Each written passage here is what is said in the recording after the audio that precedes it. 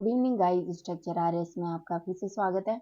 अपन चर्चा कर रहे थे अक्टूबर के करंट अफेयर्स के बारे में। जो भी योजनाएं न्यूज में थी उनके बारे में जानेंगे। तो ये अपना 10वां लेक्चर है नेशनल करंट अफेयर्स से जुड़ा हुआ।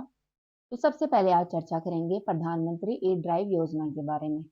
कौन सी योजना? पीएम ई ड्राइव योजना। दोस्तों, इसकी शुरुआत है वो केंद्र सरकार के द्वारा अभी 8 अक्टूबर को शुरू की गई। पूछ लिया जाएगा एग्जाम में, इंपॉर्टेंट है कि कौन सी योजना की शुरुआत है वो 8 अक्टूबर को की गई। तो वो पीएम ई ड्राइव योजना है। ये केंद्र सरकार की योजना है जो कि लगभग 10,900 करोड़ रुपए की योजना है।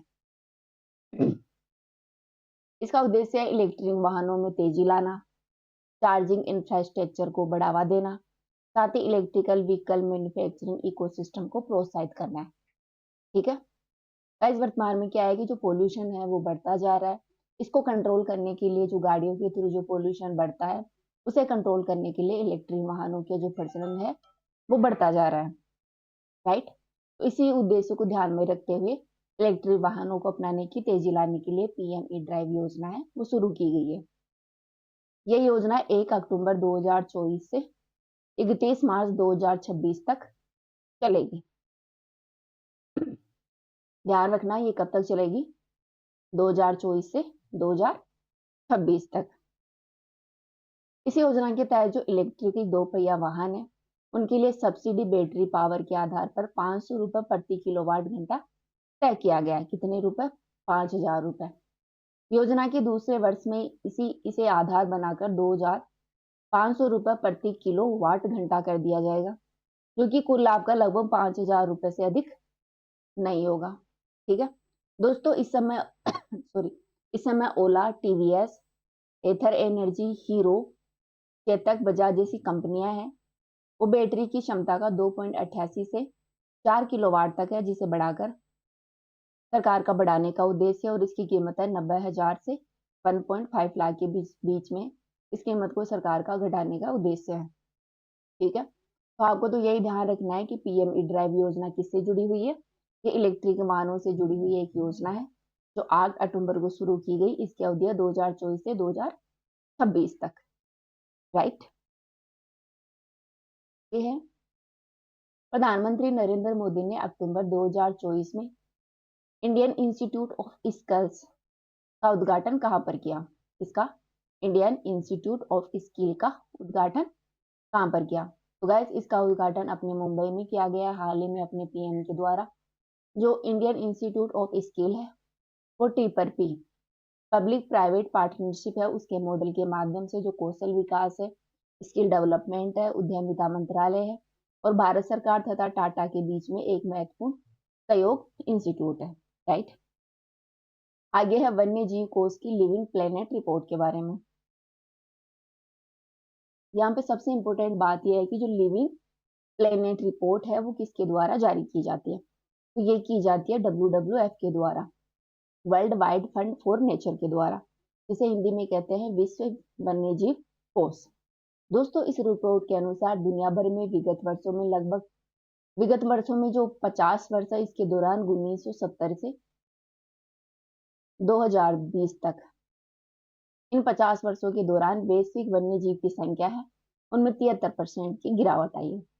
ध्यान रखना, पिछले 50 वर्षों में कितने वन्यजीवों की गिरावट आई है? 73% की। जिसमें एशिया और प्रशांत क्षेत्र है वहां पर सर्वाधिक गिरावट आई है। लगभग 60% की गिरावट तो इन्हीं क्षेत्रों में आई है। गाइस, सबसे अधिक गिरावट है वो मीठे जल का जो पारिस्थितिकी तंत्र है, इकोसिस्टम है, वहां पर आई है, जो कि 85% है। इसके बाद स्थलीय क्षेत्र में 69% और समुद्री क्षेत्र में 56% की पारिस्थितिकी तंत्र की गिरावट आई है। राइट। तो आप तो ध्यान रखना यहाँ पर कि लिविंग प्लेनेट रिपोर्ट है वो किसके द्वारा जारी की जाती है? ये जारी की जाती है world wide fund for nature के द्वारा। पिछले 50 वर्षों में 73% की गिरावट आई है वैश्विक वन्यजीव में। अब अपन यहाँ पर चर्चा करेंगे WWF के बारे में। तो WWF है विश्व वन्यजीव कोष। इसमें लगभग 100 से अधिक देश हैं वो कार्यरत रहते हैं, जो कि विश्व का एक अग्रणी महत्वपूर्ण संगठन है।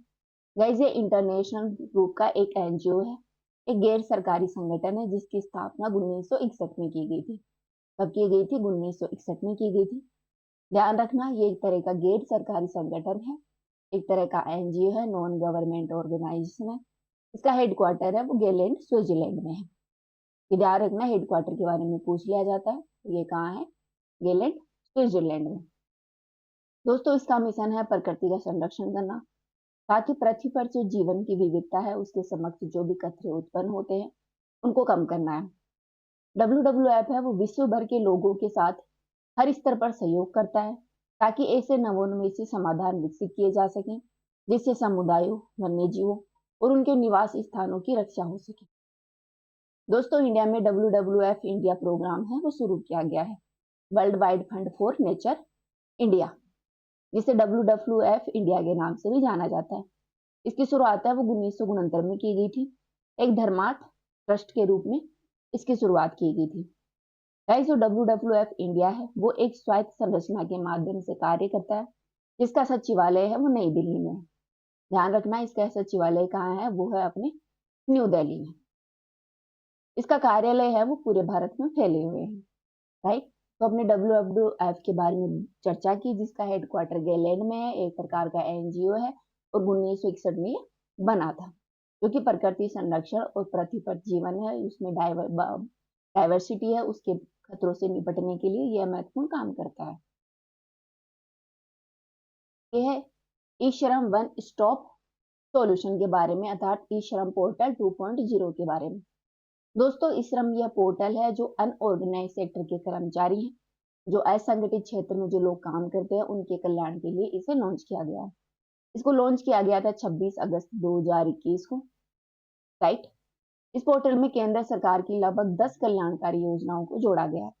एग्जाम्पल के लिए one nation one ration card, MNREGA राष्ट्रीय सामाजिक सहायता कार्यक्रम, राष्ट्रीय करियर सेवा, PM श्रम योगी मानधन योजना आदि। तो ध्यान रखना इसमें कितनी योजनाएं शामिल है, 10 कल्याणकारी योजनाएं इसमें शामिल है, जो कि असंगठित क्षेत्र के जो कर्मचारी है उनके कल्याण के लिए यह पोर्टल है ई श्रम पोर्टल 2.0। आगे है अक्टूबर 2024 में जारी किए गए प्रथम वैश्विक प्राकृतिक संरक्षण सूचकांक 2024 में भारत का कौन सा स्थान रहा है। तो दोस्तों भारत का 180 देशों में 176वां स्थान इसमें रहा है।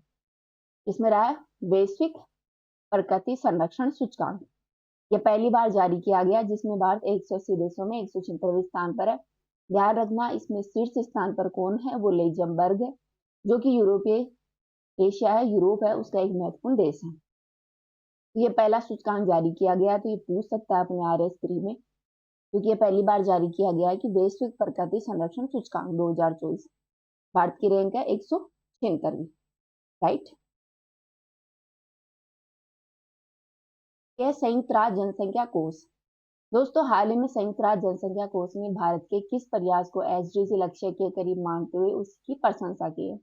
तो भारत का जो मातृत्व स्वास्थ्य और परिवार नियोजन कार्यक्रम है उसकी अपना जो यूनाइटेड नेशन जनसंख्या कोष है उसने इसकी प्रशंसा की है, जो कि SDG का एक महत्वपूर्ण लक्ष्य है।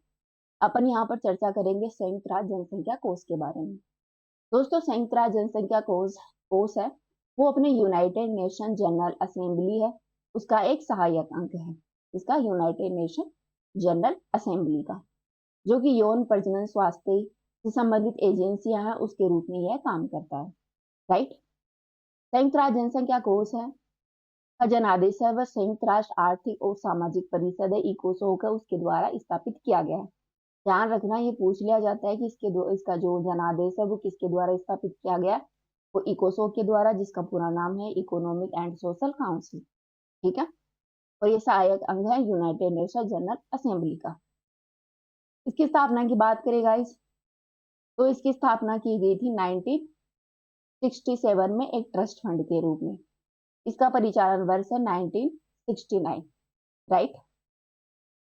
दोस्तों इसे वर्ष 1987 में आधिकारिक तौर पर संयुक्त राष्ट्र जनसंख्या कोष का नाम दिया गया, लेकिन इसका संक्षिप्त नाम है वो UNFPA है, जनसंख्या गतिविधियों के लिए संयुक्त राष्ट्र कोष, ठीक है, आदि को बरकरार रखा गया।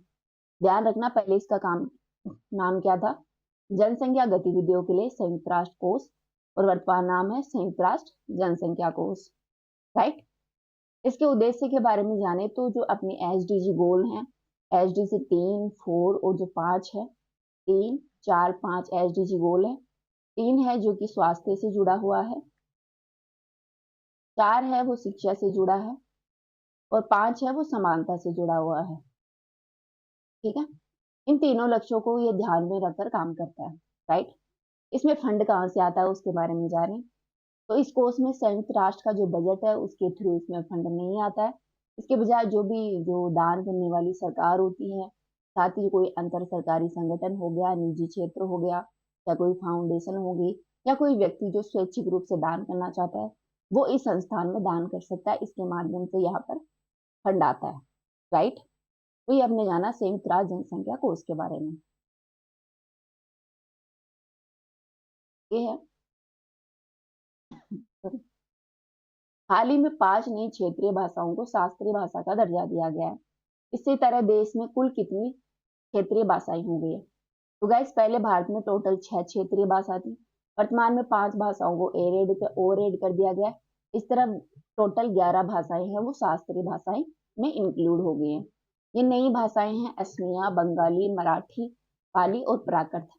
इट इज वेरी इंपॉर्टेंट, ये फैक्ट बहुत इंपॉर्टेंट है। RS3 में अपने पूछा जा सकता है कि 5 क्षेत्रीय जो शास्त्रीय भाषाएं हैं वो कौन से ऐड की गई है। तो है असमिया भाषा जो असम में बोली जाती है, बंगाली बंगाल की, मराठी होगी, पाली होगी और प्राकृत होगी, राइट। अब हम जानते हैं कि आखिरकार शास्त्रीय भाषाएं होती क्या हैं। दोस्तों शास्त्रीय भाषाएं हैं वो उन भाषाओं को कहा जाता है जिनकी प्राचीन ऐतिहासिक पृष्ठभूमि होती है, समृद्ध ऐतिहासिक परंपरा होती है और जिनका अद्वितीय सांस्कृतिक विरासत होती है। इन भाषाओं ने क्षेत्र के बौद्धिक सांस्कृतिक विकास में महत्वपूर्ण योगदान दिया होता है तथा इनके ग्रंथ, साहित्य, दर्शन, धर्म जैसे विभिन्न क्षेत्रों में बहुमूल्य अंतर्दृष्टि प्रदान करते हैं, राइट। क्षेत्रीय भाषाएं हैं, शास्त्रीय भाषाएं हैं, इनके बारे में जाने तो 2004 से शास्त्रीय भाषाएं हैं उनको भारत सरकार के द्वारा नई भाषा के रूप में इंक्लूड किया गया। 2006 तक टोटल है वो शास्त्रीय भाषाएं बन गई थी। वर्तमान में 5 और इंक्लूड कर दी गई। इस तरह टोटल 11 भाषाएं होंगी। 5 तो जो ऐड की आपने जान ली, असमी, मराठी, बंगाली, पाली और प्राकृत।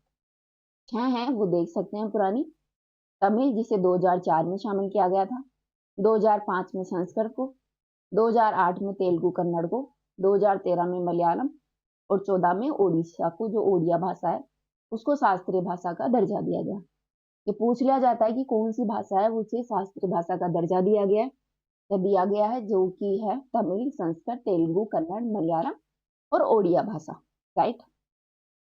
शास्त्रीय भाषाओं को दर्जा कौन सी मिनिस्ट्री देती है, कौन सी मिनिस्ट्री इसके लिए नियम वगैरह बनाती है, वो बनाती है अपनी संस्कृति मंत्रालय। ध्यान रखना कौन सी मिनिस्ट्री में आती है, ये संस्कृति मिनिस्ट्री में। इनके लिए मानदंड स्थापित किए गए हैं अपने संस्कृति मंत्रालय के द्वारा। प्रथम मानदंड है प्रारंभिक लेखक और ऐतिहासिक विवरणों की प्राचीनता लगभग 1500 से 2000 BC की होनी चाहिए। अर्थात ये जो मान लो कि जो मलयालम भाषा है उसको शास्त्रीय भाषा का दर्जा देने के लिए इसकी प्राचीनता है वो 1500 से 2000 BC के बीच की होनी चाहिए। साथ ही प्राचीन साहित्य और जो ग्रंथ है उनका संग्रह, जिसे पीढ़ियों द्वारा मूल्यवान विरासत माना जाता है, ठीक है, ये बहुत ही मूल्यवान विरासत के रूप में होना चाहिए। किसी अन्य भाषा समुदाय से उधार न लिया गया हो, ये अपने तरीके का एक मौलिक साहित्यिक परंपरा इसकी होनी चाहिए, राइट। अर्थात मलयालम और ओडिया है, इनका अलग अलग जो भाषा है वो अलग अलग होनी चाहिए, आपस में उधार लिया गया नहीं होना चाहिए, मौलिक होना चाहिए। इसके अलावा शास्त्रीय भाषा और साहित्य आधुनिक भाषा से भिन्न होने के कारण शास्त्रीय भाषा तथा उसके बाद के रूपों अथवा शाखाओं के बीच एक विसंगति से भी उत्पन्न हो सकती है, राइट। सॉरी, तो इसका मानदंड है जिनको शास्त्रीय भाषा का दर्जा दिया गया है, ये इनके कुछ नियम है। इससे लाभ क्या होगा, जब किसी भाषा को शास्त्रीय भाषा घोषित किया जाता है तब उसे उस भाषा के अध्ययन के लिए उसके लिए उत्कृष्टता केंद्र है वो स्थापित करने हेतु वित्तीय सहायता प्रोवाइड करवाई जाती है। इसके द्वारा सेंट्रल गवर्नमेंट इसके लिए वित्तीय सहायता देगी ताकि उस भाषा का विकास हो सके। और साथ ही जो प्रतिष्ठित विद्वान हैं जो कि उस भाषा पर काम करते हैं, इन भी 2 प्रमुख पुरस्कार उनको प्रोवाइड करवाए जाएंगे। तो एक भाषा के लिए 2 पुरस्कार दिए जाएंगे, साथ ही वित्तीय सहायता दी जाएगी उत्कृष्टता केंद्र स्थापित करने हेतु। इसके अतिरिक्त अपना यूजीसी है, विश्वविद्यालय अनुदान आयोग, इसे अनुरोध किया जा सकता है कि वह केंद्रीय विश्वविद्यालयों से शुरुआत करते हुए शास्त्रीय भाषा के विद्वानों के लिए जो व्यावसायिक पीठ है उसकी स्थापना करे। राइट, तो ये महत्वपूर्ण कुछ लाभ हैं। जो किसी भाषा को शास्त्रीय भाषा का दर्जा दिया जाता है तो उसको ये लाभ मिलते हैं। राइट, तो ये अपने चर्चा कर ली अपनी जो भी योजनाएं न्यूज में थी उनके बारे में। हम नेक्स्ट वीडियो में चर्चा करेंगे इंटरनेशनल करंट अफेयर्स के बारे में, जो कि अक्टूबर माह में न्यूज में था। सभी के वीडियो में इतना ही। Thank you.